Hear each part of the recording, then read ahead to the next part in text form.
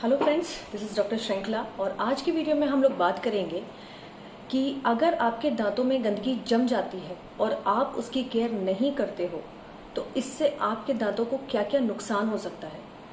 मतलब कि अगर आपने गंदगी जमी और आपने उसको अवॉइड किया कि चलो ब्रश कर तो रहे हैं या सफाई नहीं कराते हैं या बहुत कड़ी गंदगी जम गई है और डॉक्टर के पास नहीं जाते हैं, तो इससे आपके दांतों में क्या नुकसान होगा, जो ऐसे तुरंत तो पता नहीं चलेगा, लेकिन हाँ धीमे धीमे ये आपके दांतों को नुकसान करते करते क्या क्या डैमेज कर सकता है, ये चीज़ आज हम डिस्कस करेंगे।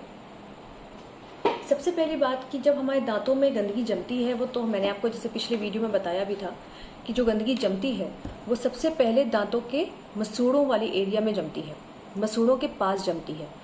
जब यहाँ पे गंदगी हमारी जमना शुरू हो जाती है तो धीरे धीरे इस पे सारे कीटाणु, बैक्टीरिया, वायरसेस, ये सारे आके इस पे जमा होने लगते हैं। आप नॉर्मल ब्रश करते हो तो ये साफ होते रहते हैं, लेकिन आपने जहाँ लापरवाही बरती, ये गंदगी इस पे जिस पे काफ़ी कीटाणु रहते हैं, ये गंदगी धीरे धीरे आपके मसूड़ों को इफेक्ट करना शुरू करती है। आपने कभी अगर ध्यान दिया हो अपने दांतों में अगर कहीं गंदगी जमी है तो अगर जहाँ गंदगी जमी होगी उतने दूर के आस जो ये टच करने वाले मसूड़े होंगे, जो इसके जब गंदगी के डायरेक्ट कांटेक्ट में होंगे, वो सारे के सारे लाल रंग के होंगे। थोड़ा सा रेडिशपन आ जाता है उसमें। नॉर्मली हमारे जो मसूड़ों के कलर्स होते हैं वो पिंक होते हैं, वो डिफरेंट शेड्स ऑफ पिंक में हो सकते हैं, लेकिन जब गंदगी जमती है तो हमारे आसपास के जो मसूड़े होते हैं वो थोड़े से स्वेलिंग हो जाती है और साथ ही साथ उनमें लालपन आ जाता है, रेडनेस आ जाती है। इसका मतलब हमारे जो गंदगी है उस पर जो कीटाणु जमा किए हुए हैं उसकी वजह से हमारे मसूड़ों में इन्फेक्शन हो चुका है। इन्फेक्शन होने के बाद क्या होता है, जैसे आप इस डायग्राम से समझ सकते हैं कि ये आपका हेल्दी टूथ और गम्स है। ये हमारे गम्स जो हैं हेल्दी फॉर्म में हैं, जिसकी वजह से ये हमारे दांतों से चिपके हुए हैं। दांतों से चिपके होने की वजह से क्या होता है, जो भी हम खाते हैं या जो बाहर के कीटाणु हैं, जो बाहर के एनवायरनमेंट में कीटाणु हैं, वो हमारे मसूड़ों से रुक जाते हैं और हमारे दांतों के अंदर नहीं जा पाते।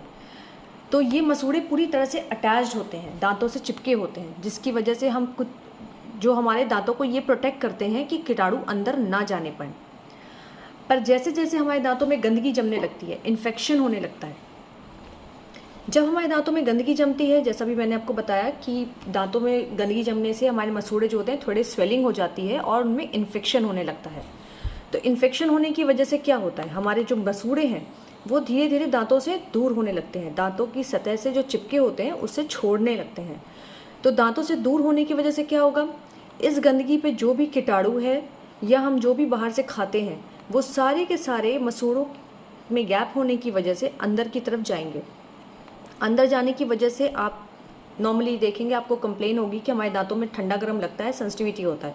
क्यों? क्योंकि हमारी जड़ें जो होती हैं वो एक्सपोज हो जाती हैं कीटाणुओं के लिए, हमारी जड़ें खुल जाती हैं और जब भी हम पानी पीते हैं तो ये मसूड़ों के थ्रू अंदर जाती हैं और हमारी जड़ों पे लगती है और हमें सेंसिटिविटी का एहसास होता है। इसके बाद भी अगर आपने लापरवाही बरती, इस केस में क्या होगा, सिर्फ आपके मसूड़ों में सूजन आएगी, थोड़ा सा रेडनेस होगा और साथ ही साथ हो सकता है कई लोगों को ब्लीडिंग की भी समस्या हो सकती है, मसूड़ों से जैसे खून निकलना। अगर इस स्टेज पे अगर हम लोग अपने दांतों की सफाई करा लेते हैं तो हमारे दांत वापस से हेल्दी कंडीशन में आ जाते हैं।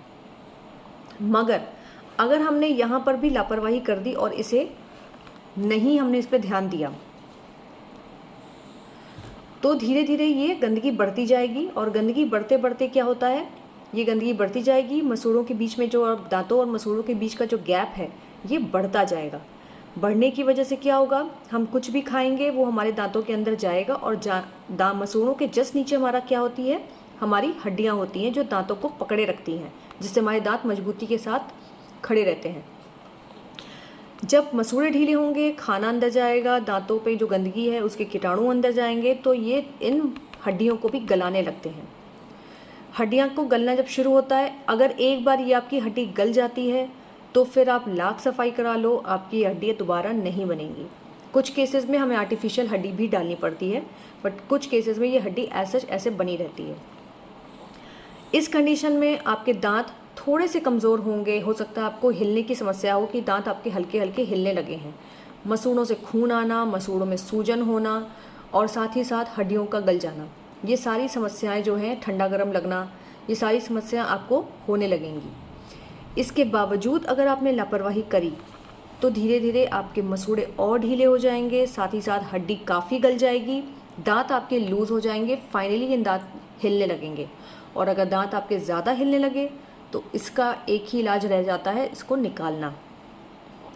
तो अगर आपने दांतों की सफाई नहीं रखी है तो इससे आपको ये सारी समस्याएं आ सकती हैं। मगर आपने अगर इसी स्टेज पे अपने दांतों को क्लीन करा लिया, अपने डेंटिस्ट के पास जाके इसे क्लीन करा लिया, तो इसके बाद आपके दांत वापस अपनी ओरिजिनल पोजीशन पे आ जाते हैं।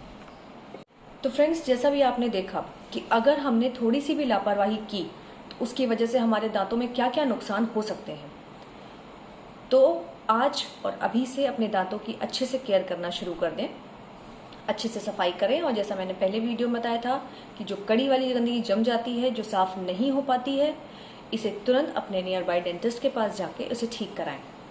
और उसके बाद भी अगर आपको लगता है कि कोई भी प्रॉब्लम रह जाती है तो उसका प्रॉपर इलाज कराएं, क्योंकि अगर एक बार हमारे दांतों की हड्डियां गल जाती हैं तो उसे बनाना बहुत मुश्किल होता है और वो दोबारा रीग्रो नहीं करती हैं। कुछ केसेस में हम आर्टिफिशियल हड्डी डाल के ग्रो कर भी सकते हैं, पर ये सारे केसेस में नहीं हो सकता। तो चलिए, तो आप अपना केयर करिए, अपने दांतों की केयर करिए। Thank you. और फ्रेंड्स, जल्द ही हमारी क्लिनिक पे एक डेंटल कैंप होने वाला है जो 2 अक्टूबर को होगा और सुबह 10 बजे से लेकर शाम को 5 बजे तक। इसमें एक मामूली सा रजिस्ट्रेशन है और रजिस्ट्रेशन के बाद आप पूरे अक्टूबर भर आप 30% डिस्काउंट अवेल कर सकते हैं। तो अगर आप में से कोई भी हमें दिखाना चाहता है तो आप हमारी क्लिनिक पे आ सकते हैं।